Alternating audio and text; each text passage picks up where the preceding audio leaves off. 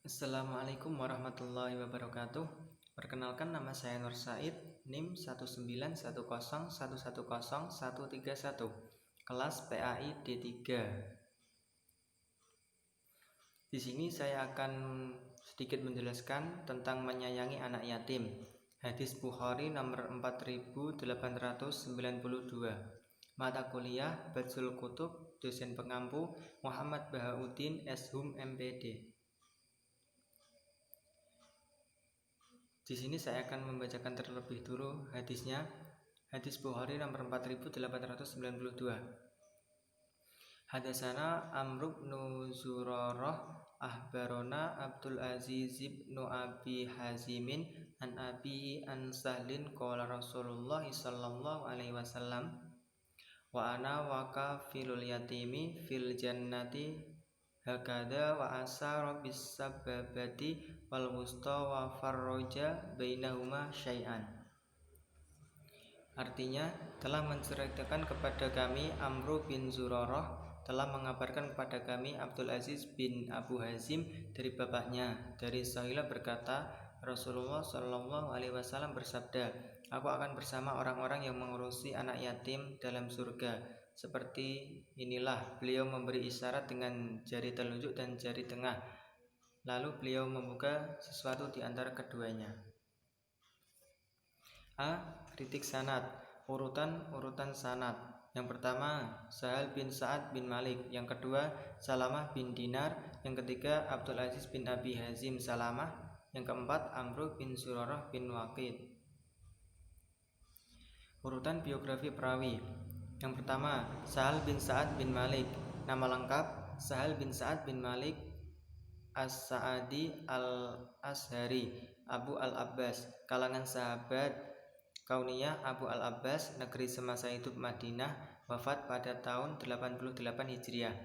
Yang kedua, Salamah bin Dinar. Nama lengkap Salamah bin Dinar At-Tamar Abu Hazim Al-A'raj, kalangan tabi'in, kalangan biasa kauniyah Abu Hazim, negeri semasa hidup Madinah, wafat pada tahun 135 Hijriah.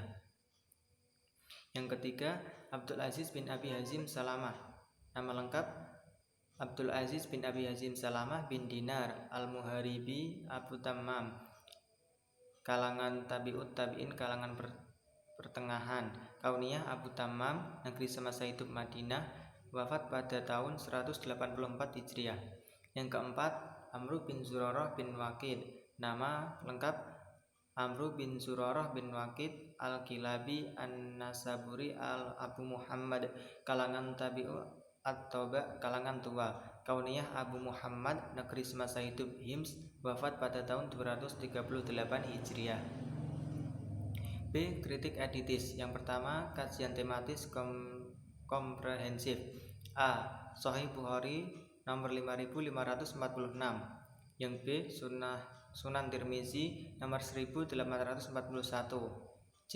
Musnad Ahmad nomor 21754. 2. Kajian konfirmatif.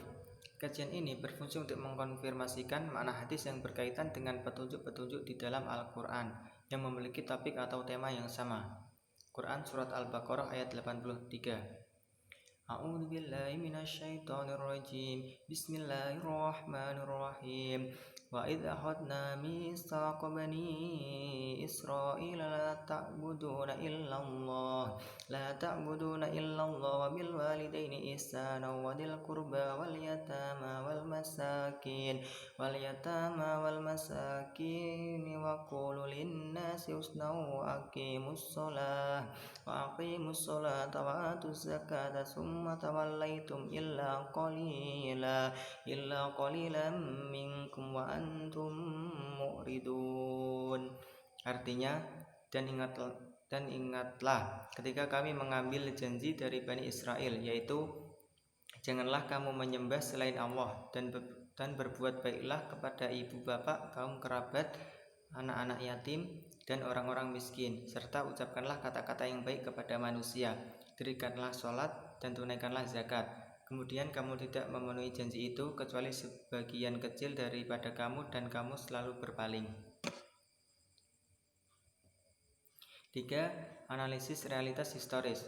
Pada suatu hari raya Idul Fitri, Rasulullah Shallallahu Alaihi Wasallam melihat seorang anak yatim, lalu beliau mengelus dan merangkulnya, berbuat baik padanya, membawa anak itu ke rumah beliau, lalu berkata kepada anak yatim itu, "Wahai anak, maukah engkau bila aku menjadi ayahmu dan Aisyah menjadi ibumu?" Begitu dahsyatnya penyantun dan penyayang anak yatim, kelak di surga akan bersanding bersama Rasulullah Shallallahu Alaihi Wasallam, bagaikan jari telunjuk dan jari tengah. Sesuai dengan hadis Rasulullah Shallallahu Alaihi Wasallam, aku dan pengasuh anak yatim berada di surga seperti ini. Beliau memberi isyarat dengan jari telunjuk dan jari tengahnya, dan beliau sedikit merenggangkan kedua jarinya. Seperti ini kira-kira. Yang keempat, analisis generalisasi. Beberapa faedah penting yang terkandung dalam hadis ini. Yang pertama, mana hadis ini, orang yang menyantuni anak yatim di dunia akan menepati kedudukan yang tinggi di surga, dekat dengan kedudukan Rasulullah Shallallahu Alaihi Wasallam. Yang kedua, arti menanggung anak yatim adalah mengurusi dan memperhatikan semua keperluan hidupnya, seperti nafkah, makan dan minum, pakaian, mengasuh dan mendidiknya dengan pendidikan Islam yang benar. Yang ketiga, yang dimaksud dengan anak yatim adalah seorang anak yang ditinggal oleh ayahnya sebelum anak itu mencapai usia dewasa.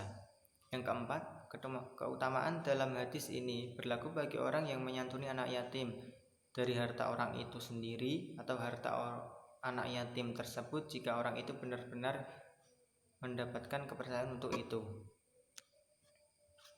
C. Kritik praktis. Yang pertama, meraih peluang menjadi teman Rasulullah SAW di surga, yang tadi diibaratkan seperti jari telunjuk dan jari tengah yang agak direnggangkan sedikit. Yang kedua, pengasuh anak yatim dijamin masuk surga, walaupun ada beberapa syarat yang tidak dipenuhi, masih akan dimasukkan ke dalam surga, tapi dengan level yang berbeda. Yang ketiga, mendapat predikat abror. Yang keempat, memperoleh pertolongan dari Allah Subhanahu wa Ta'ala. Yang kelima, menghindarkan dari siksa akhirat. Kesimpulan, hadis ini menunjukkan betapa besarnya keutamaan serta pahala orang yang menyantuni anak yatim.